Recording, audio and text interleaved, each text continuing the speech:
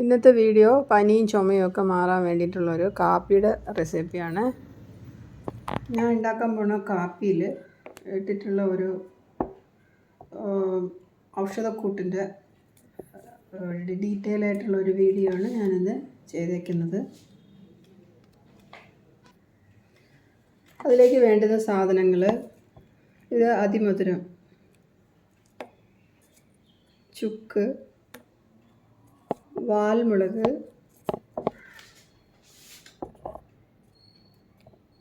നമ്മുടെ കുരുമുളക് പോലെ തന്നെ വാലുള്ള മുളകായിരിക്കും അത്.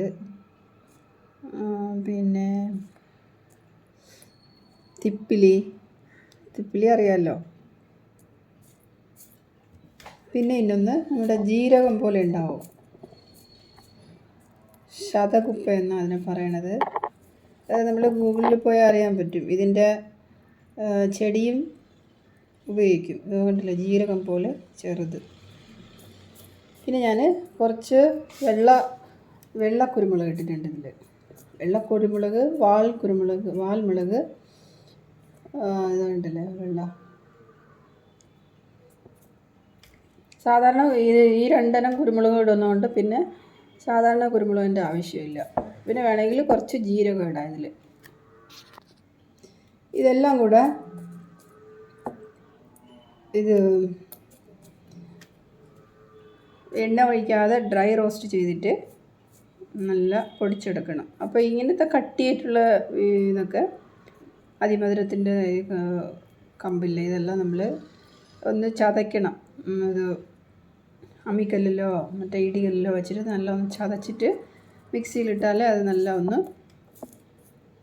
ഉടഞ്ഞു കിട്ടുള്ളൂ. അപ്പോൾ ഇതെല്ലാം കൂടെ എടുത്ത് പൊടിച്ച് വെച്ച ഇതാണിത് പൊടി. ഇതിനൊരു 2 സ്പൂൺ ഇട്ടിട്ട് കരിപ്പെട്ടിയോ ശർക്കരയോ എന്തെങ്കിലും ഇട്ടിട്ട്, കരിപ്പെട്ടിയാണ് ഏറ്റവും നല്ലത് കാപ്പിക്ക്. പിന്നെ ഞാൻ അതിൻ്റെ കൂടെ തുളസി, പനിക്കൂർക്കയില, നവരയിലല്ലേ, കർപ്പൂരവല്ലി, അത് ഓരോ നാട്ടിലും ഓരോ പേര് പറയും, അതെല്ലാം. പിന്നെ വേണമെങ്കിൽ 2 വെറ്റില ഇതൊക്കെ ചേർത്ത് നല്ലൊരു കാപ്പിയാക്കാം. ഇത് നമുക്കിതെല്ലാം ഇട്ടിട്ട് ആ കാപ്പിയിട്ട് നമ്മൾ കാണിക്കാം. ഈ പൊടിയിൽ മല്ലിയും കൂടെ ചേർത്തിട്ടുണ്ട്, ഉണക്കമല്ലി. ഞാനിവിടെ ഈ മധുരത്തിന് ആവശ്യമായിട്ടുള്ള കരിപ്പെട്ടി കുറച്ച്, അതിലൊരു 2 ഗ്ലാസ് വെള്ളം ഒഴിച്ചിട്ടുണ്ട്. ഇനി അതിലേക്ക് ഈ പൊടിച്ച് വെച്ച പൊടിയും കൂടെ നമുക്ക് അതിലേക്ക് ഇടാം. 2 സ്പൂൺ, ചെറിയ സ്പൂണിന് 2 സ്പൂൺ ഇട്ടാൽ മതി, ഒരുപാട് വേണ്ട. ഇപ്പോൾ 2 പേർക്കുള്ള ഇതാണ് ഞാൻ ഇപ്പോൾ ഇവിടെ ചെയ്യണത്. തിക്കായിട്ടുള്ള ഇതെല്ലാം ഞാൻ അമ്മിക്കല്ലിൽ വെച്ച് നല്ല ഇടിച്ച് പൊടിച്ചിട്ടാണ് മിക്സിയിലിട്ടത്. അപ്പം നന്നായിട്ട് വരും, അത് നല്ല സ്മൂത്ത് പൊടിയായിട്ട് കിട്ടും. അതിലേക്ക് കുറച്ച് തുളസിപ്പൂവും 2-3 കർപ്പൂരവല്ലിയും കൂടെ ചേർത്ത് നല്ല ഇത് 1-2-3 കീറിയിട്ട് അതിലേക്ക് ഇട്ടു.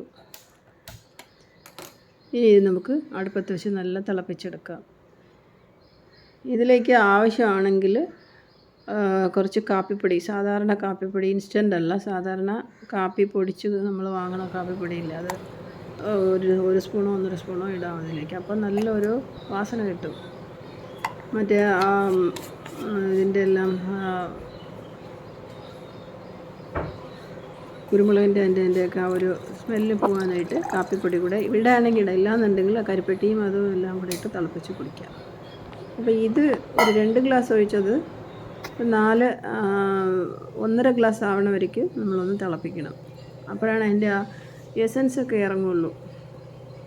ഇനി ഇതിനെ നമ്മൾ എടുത്തിട്ട് വടികെട്ടി അരിച്ചെടുത്ത് നമുക്ക് കുടിക്കാനായിട്ട് ഉപയോഗിക്കാം. നല്ലൊരു ഹെൽത്തി കാപ്പിയാണ്.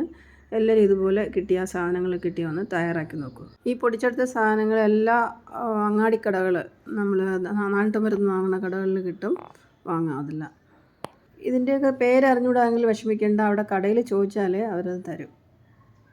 അപ്പോൾ ഇതിൻ്റെ എല്ലാത്തിൻ്റെയും പേര് ഞാൻ ഡിസ്ക്രിപ്ഷനിൽ കൊടുക്കാം.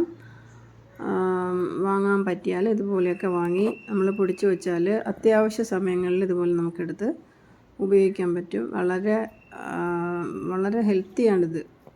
നമ്മൾ ഇംഗ്ലീഷ് മരുന്ന് കഴിക്കുന്നതിനോട് ഇതും കൂടെ ഒന്ന് ചെറുതായിട്ട് കാപ്പിയായിട്ട് ചൂടോടെ അതുപോലെയൊക്കെ കഴിച്ചാൽ നല്ലതാണ്.